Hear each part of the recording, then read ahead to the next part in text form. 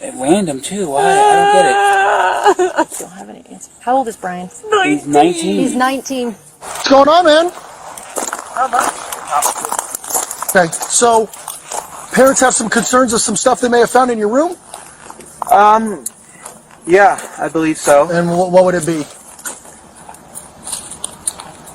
A human head and hands. Like, for real human head and hands? Yes. From? That fellow who went missing recently. Which fellow was that? Warren Brown. Warren Brown? When did he go missing?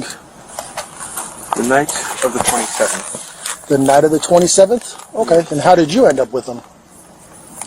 I murdered him. With what? A knife. Why would you have done that? I've always wondered what murder felt like. Okay, and how did you end up with him? I murdered him. With what? A knife. Why would you have done that?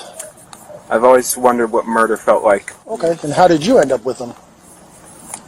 I murdered him. With what? A knife. Why would you have done that? I've always wondered what murder felt like. Okay, and how did you end up with him? I murdered him. With what? A knife. Why would you have done that? I've always wondered what murder felt like. This is the book of Proverbs, chapter 10, verse 11. The mouth of a righteous man is a well of life, but violence covereth the mouth of the wicked. Kol Holayim La, Abanawa Yahweh Bahashim, Yahweh Shai, Bahashim, Rakat Kwadash. Double honors to the elder apostles and elder bishops of Great Millstone who rule well. Salutations to the Akim out there on the highways and the byways. Salutations to the hopeful elect. Salutations to you speckled birds, you Israelite foreigners. And shalom to the Akwaf, sitting and listening in silence as the scriptures say to do so. Proverbs chapter 10, verse 11. The mouth of a righteous man is a well of life, but violence covereth the mouth of the wicked. And it's a pure example right now of this precept that I just read to you. The mouth of a righteous man, which is the prophets that have been risen and awoken in these last days to speak these words of life, to speak these words that's going to lead you, and Lord willing, first and foremost, to salvation. Okay, to be protected in these days of judgment, of famine, bloodshed, and amongst other things, man. And as we know, the number one adversary, as you see on the screen, the self-proclaimed so-called white man, which is the Hebrew Edomite.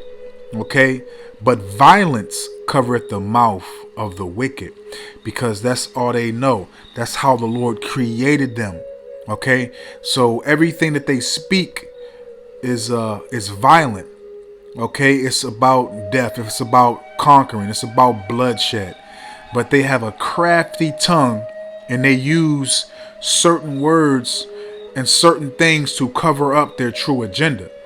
And you people in the world cannot receive or understand what they speaking when they say stuff.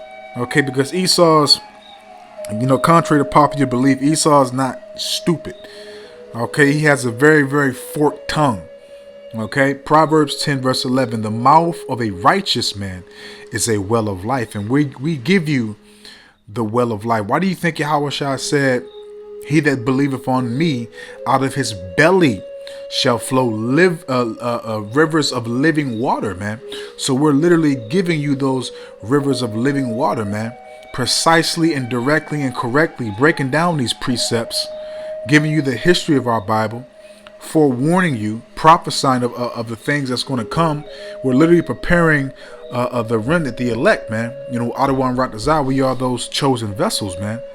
Okay, but Esau's MO, as it also states in Jeremiah 13 verse 23, can a man change himself that is accustomed to do evil? Roughly paraphrasing, because the Lord made him to be like this. But violence covereth the mouth of the wicked. So all you heard in this, this future terrorist, this future slayer, is nothing but violence out of his mouth, man. You know, I did this with a knife because I was curious. So, you know, little Roger right here, little Roger is going to take out a lot of you Israelites, man. Okay, because, you know, at a certain age, when you hit a teenager, you know, 13, 14 up, you know, your testosterone is through the roof. And you start, you know, thinking about females and, you know, trying to get you some. You know, you're curious about that. But when it comes to the Edomite anatomy, they're curious about other things. You know, and again, that main thing being death, murder, man. How the body operates. Okay, and I believe that was one of the things that Dahmer, or was one of them other, you know, lunatic serial killers that said they was curious on how the body operates. And that's why they did what they did. Okay. But again, man, you know, again, the Lord built them up to do these things. Let's grab this real quick. You know, this is going to be a quick hit, but, you know, we're going to grab some basic precepts. Okay.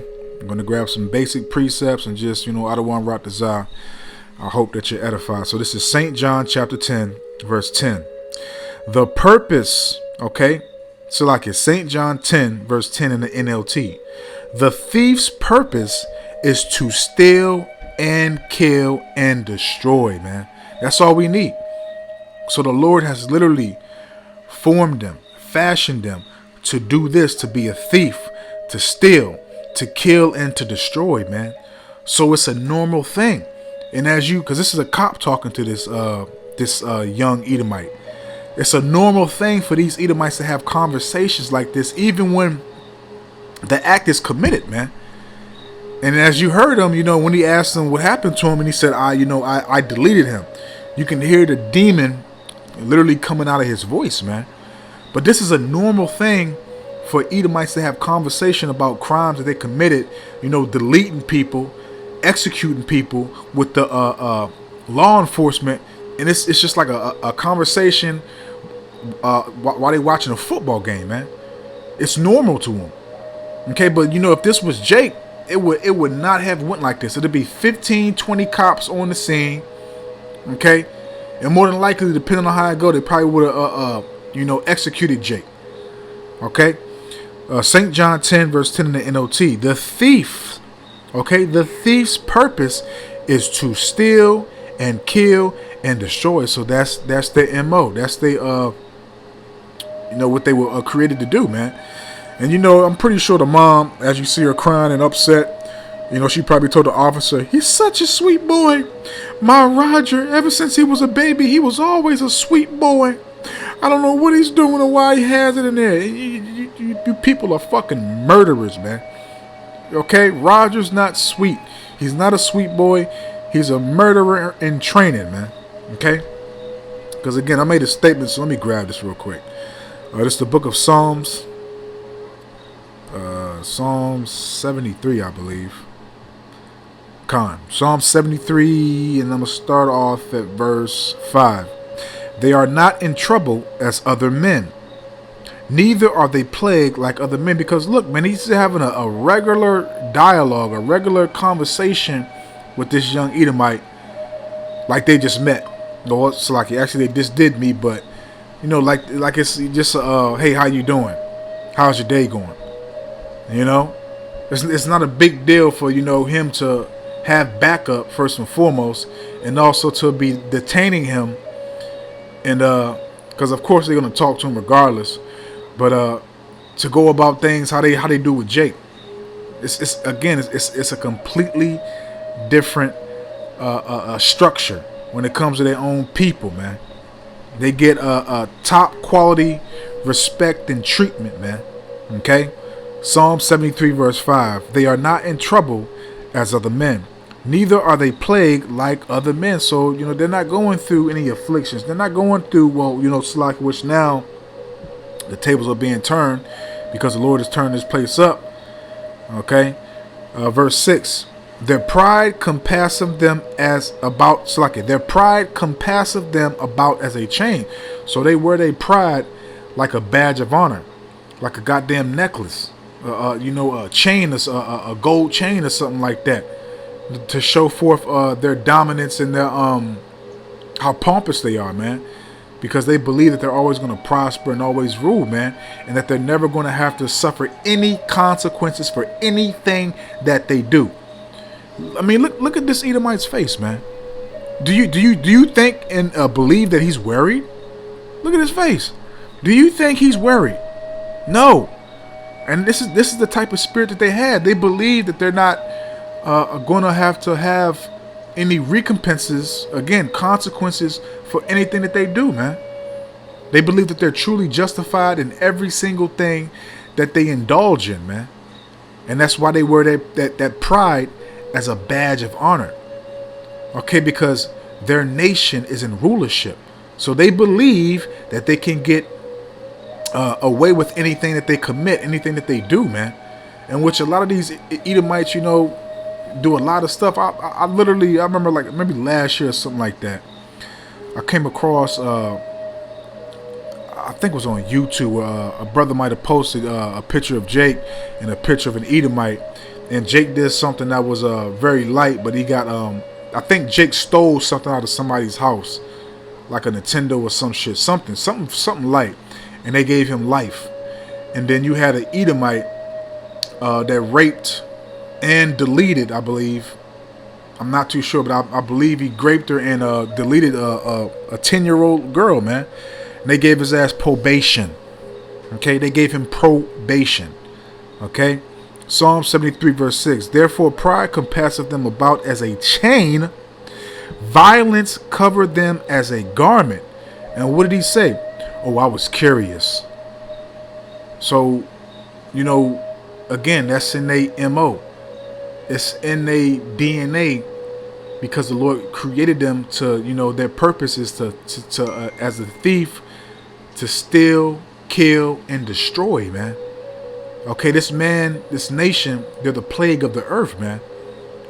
Okay, so every single situation, all the matters that they handle those things with violence. Everything is a nail, and they're the hammer. Okay, they may, come off as, this is how we're going to do it. But they intentionally want you to buck up against them so they can have a valid reason to send the troops in, to drop bombs, to do all types of wickedness, man, to bring forth violence, man. And again, as you heard, this little red beast, he was curious. And he's in training. And guess what? Yahweh Shem Yahweh Shai is going to unleash little devils like this on you Israelites, man, that believe in this society, man, that's comfortable, man. Okay? And again, look, no worries. He talking to, you see how he's shaking his head to the officer? He talking like, why the fuck you in my face questioning me? I'll do it again. Look how he's shaking his head back and forth like, who the fuck are you? Yeah, I did it, so fuck my parents. He probably should. It's like, let me continue, man. Cause they'll delete the parents too, man. But I'm telling you, man, the moms probably was, hey, Roger, what are you doing, Roger? It's time for breakfast, sweetie. And then she's probably going through his shit and saw it. Now she can't believe her sweet little Roger is out here committing murder. Revelation chapter 6, verse 4. And there went out another horse that was red. And this is a representation of Esau. And power, okay, because the Lord gave this devil the power to conquer and to rule upon the earth, okay? Without Yahweh Shem Yahweh Shai, he would not have what he has right now. And also, Isaac blessing this devil with the sword, he wouldn't be able to do what he's do. But it starts with Yahweh Shem Yahweh Shai first and foremost, man. Okay? And power was given to him that sat thereon to take peace from the earth, and that they should kill one another. And there was given unto him a great sword. And again, that's the MO, man. Death, destruction, take away peace. You nothing but vexation, oppression, affliction. Okay, the soles of your feet never resting, man. Okay, you literally just set up in this captivity to work until you die, man. You know? And again, man, these people, they love bloodshed, man. You know, as it says in the book of Genesis, he's a cunning hunter, man. Okay, and you know, what's that? Job 19, verse 29, thou shalt be afraid of the sword. And when the sword comes, you know, roughly paraphrasing, this judgment. Because the Most High made these people to be his sword, his whipping stick, man. Okay? And again, it's a natural thing for him to have this conversation with this Edomite, and it's a natural thing for them to be curious about death. Because he is as death. Matter of fact, let me grab this, man. They are just like they are death, man. They bring forth death. Okay, the grim reaper, man. Habakkuk chapter 2, verse 5. Yea, also because he transgresseth by wine. Okay, because you know he brings forth his democracy, his structure, and he believes that's the correct path for everybody to follow. Everybody must follow his guidelines, how he sees fit. How he sees fit is the correct way to govern and rule the earth, man. Okay, that's his philosophies. That's that wine that everybody has partaken and continuously drinking. Okay. And also because he transgresseth by wine, he is a proud man. And again, this is a prime example right here of a young terrorist in training, a young killer in training, showing forth that pride, man. Literally, like the black men, but snapping they head back and forth, talking to the cop like, "Who are you to question me? I'm gonna do what the fuck I want to do." That's the aura, and that's what his body language is saying. He had no issue of committing to what's that word? God, this Satan, man. Of confessing to what he has done. Okay? And obviously he must have knew this person, man. Alright? He is a proud man, neither keepeth at home. They in everybody else's land and everybody else's business, trying to tell everybody else how to rule their land and rule their nation. And amongst all types of other things, man. Stealing and taking people's resources, plotting, being deceitful, all types of shit, man. This man is the goddamn devil, man. The cancer of the earth. Okay, neither keepeth at home, who enlargeth his desire as hell, and is as death, because this man brings forth death. Okay, it's a hobby for him. Just like it says, he's a cunning hunter. He looks at you humans, you other nations, as cattle, as a target practice, as a way for him to keep his sword sharpened, man. Okay, you know, you gotta really look at that through spiritually, man. You know, when it says he's a cunning hunter, it's not just talking about animals, it's talking about you other nations too, man.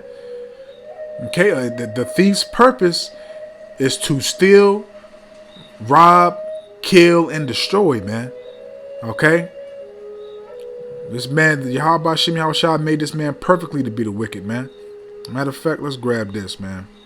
It's like I said, we just gonna hit some basic precepts, man. You know, I don't want to rot this eye. It's edifying, man.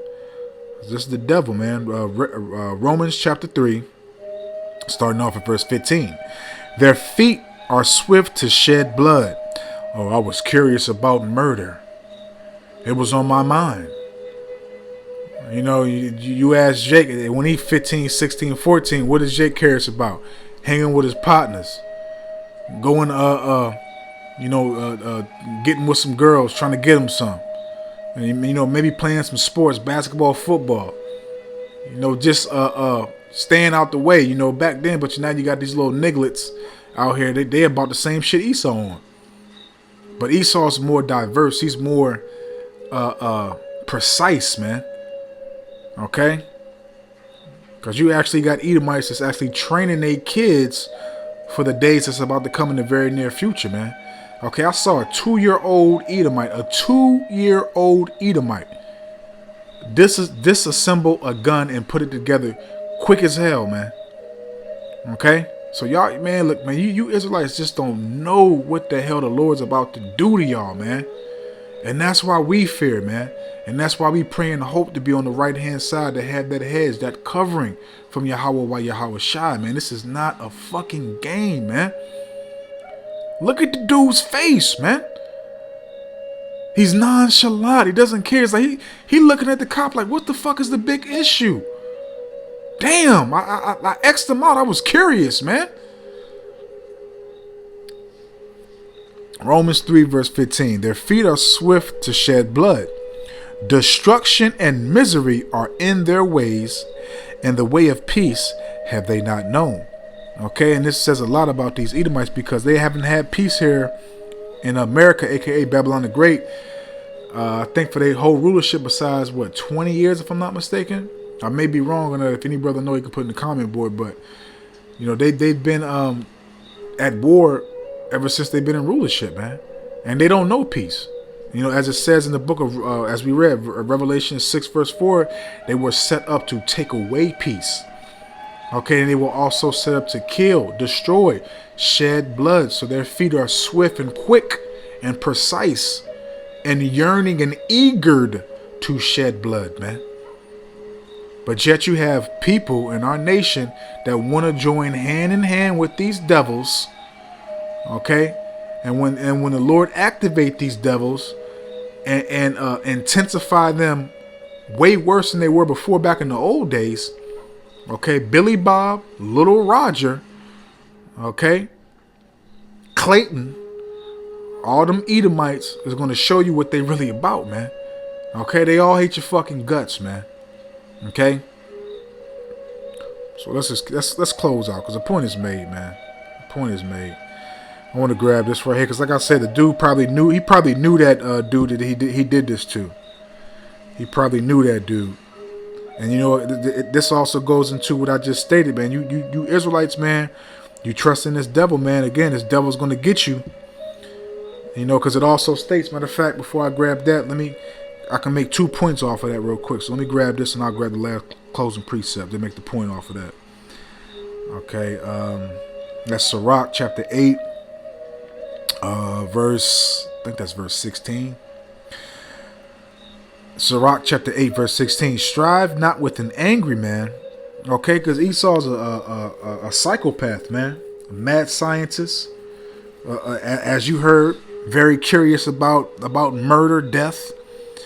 And again, I think it might have been Dahmer that said he was curious about how the human body operates and functions. That's why he did what he did. It was one of those serial killers from back in the day. Okay. Strive not with an angry man, and go not with him into a solitary place. And what is a solitary place? A solitary place is a place that's matter of fact, I'll just look it up real quick so I don't butcher the definition. Solitary. Solitary place is is done or existing alone. So a secluded place that's you're alone with, by yourself or with a person, basically.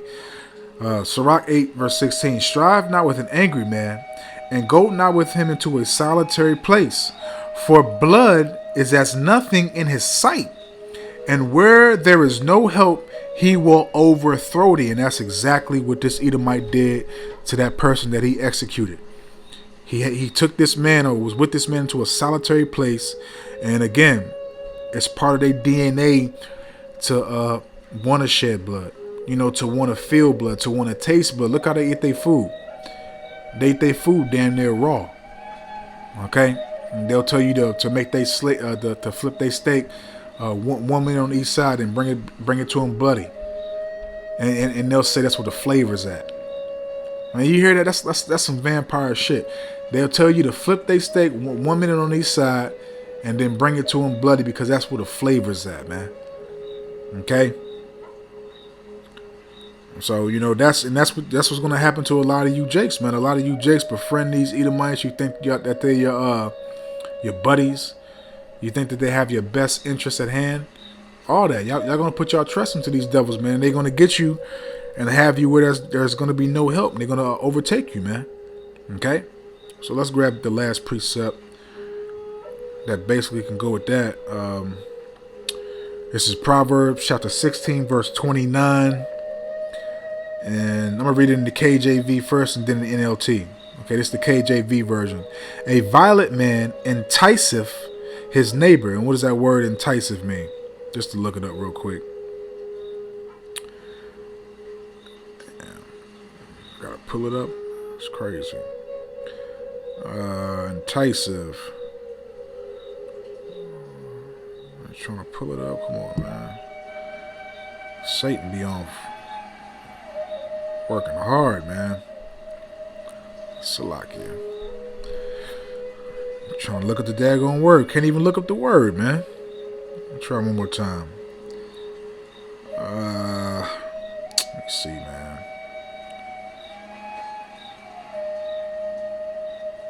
It says entice for the biblical definition, which means to attract or tempt by offering pleasure or advantage. Man.